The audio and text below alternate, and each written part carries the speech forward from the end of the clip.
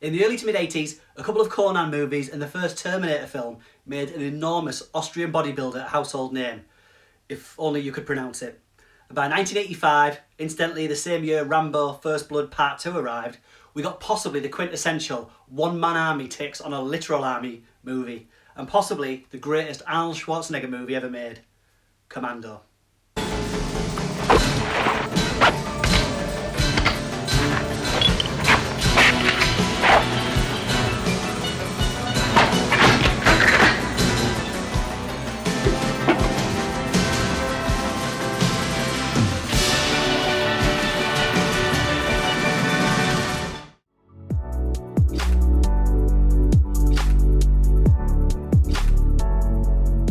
So, as cleverly hinted at in the title, Arnie plays a commando, John Matrix.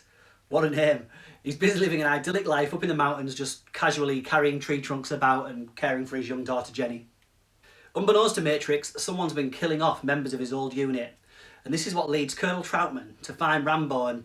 this is what leads General Kirby to seek out Matrix to warn him. But guess what? The baddies have followed him. A siege begins on Matrix's home, features some great moments, such as when Matrix smells the enemy coming. Remember, you're downwind. The air current may tip them off. Downwind? You think I can smell them coming? I did. So in amongst all the mayhem, Arnie's daughter is kidnapped and the Austrian Oak pursues in a downhill car chase that's completely pinched from Bond flick For Your Eyes Only. In fact, Commando is absolutely what would happen if you fused Rambo with 007. We'll have a look in a bit at some of Schwarzenegger's awesome attempts to copy Bond's witty one-liners, but let's move on for now. Guys, just quickly, I'm Stephen at Real Classic Film Reviews, and I've been looking forward to talking about this film for a long time. It was probably one of my most watched VHS tapes back in the day. Absolutely love it. If you love films like this, please consider subscribing to the channel, checking out some more content just like this. So, Matrix is also eventually captured, and we discover that his old army buddy, Bennett, played by Australian B-movie star Michael Wells, is actually alive. I guess he was previously thought dead. And thank God, and thank the wardrobe department as well, because he's sporting some kind of Rocky Horror Picture Show ensemble, which makes every scene he's in instantly funnier. I love listening to your little pissant soldiers trying to talk tough. They make me laugh. If Matrix was here, he'd laugh too. So the actual plot of the film, I think, is that despite all the bullets flying, the enemy actually need Matrix alive to dispose of the current warlord of some fictional state, Valverde.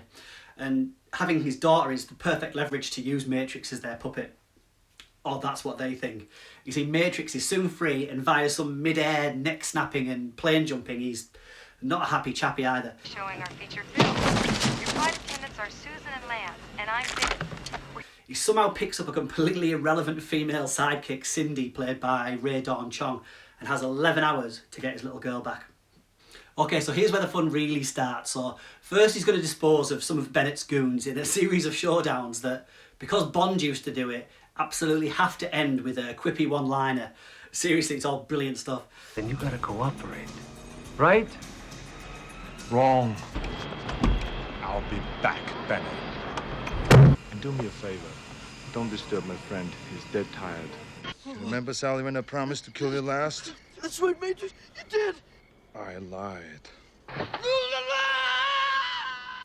So this is what I mean by being the quintessential Schwarzenegger movie. So something like Predator had some immensely quotable dialogue, and it's a better film to be fair, and The Running Man comes close to matching this for throwaway one-liners, and that's also probably a better film, but this arrived first and it has all of that stuffed into its little 90-minute runtime. It's fabulous. What'd you do with Sully? I let him go. So Schwarzenegger, as far as he can do, he does a pretty good job in this film. Despite not being really called upon to show any real emotion or anger, he's still strangely entertaining. Nobody delivers this level of cheesy dialogue in such a daft but enjoyable way. I ate green berets for breakfast. And right now I'm very hungry.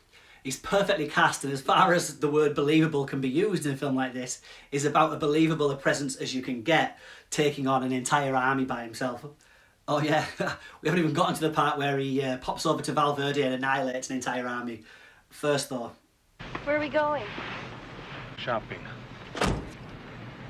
First, he needs to go shopping.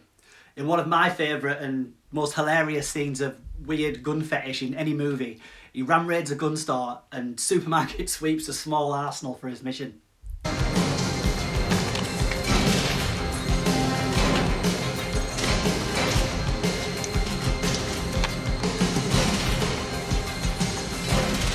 What's that? Rocket launcher. And that's not even the best bit. Check this out, right? He almost gets away with it, but he gets picked up by the police and taken away in their van. However, he's rescued by Cindy. Remember her? With the winning combination of cringy flirting and shoulder-fired anti-tank weaponry.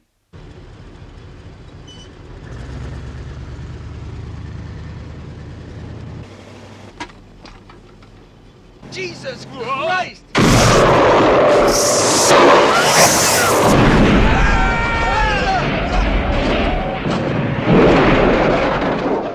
So my favourite part of all of this and of all the night scenes in this movie is how utterly deserted all the streets are, and I'm sure this must take place in the wee small hours of the morning or whatever, but there isn't a single sign of life anywhere.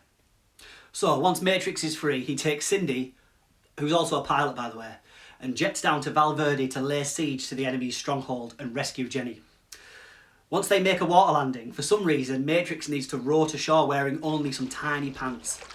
There may be some tactical significance to this, but I'm guessing it's mostly just to advertise Schwarzenegger's 7-time Mr. Olympia winning physique and make generations of men feel completely inadequate. But now's the juicy stuff, and to try and find any depth to what happens next would be totally futile.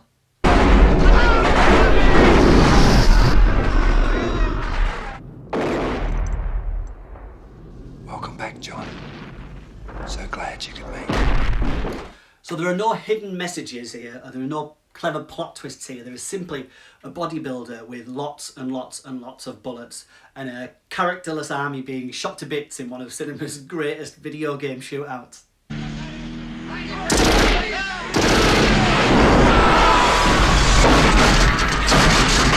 It even features close-ups of Schwarzenegger's biceps as he shoots people. And to be honest, they deserve it, because these guys are either the worst marksmen ever or this army has a shield of invincibility turned on.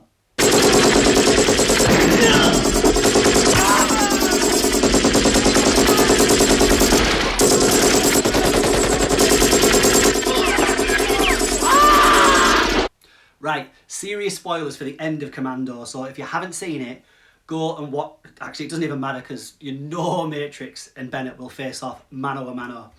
And here they both somehow survive spectacular punishment that they each dish out to each other, including knife wounds, beatings with metal bars, and the now famous, or infamous, giant steam pipe throwing finishing move that Arnie pulls off before he detonates this singer. Let off some steam, Bennett. It's so good. It's great. I haven't even mentioned so far Alyssa Milano as his daughter, or even the director Mark L. Lester, who didn't really make a better film than this. He made the equally corny Showdown in Little Tokyo with Dolph Lundgren in 1991, but you know, he can sleep well knowing that this is his masterwork. How good are those early Arnold Schwarzenegger films? They were the best.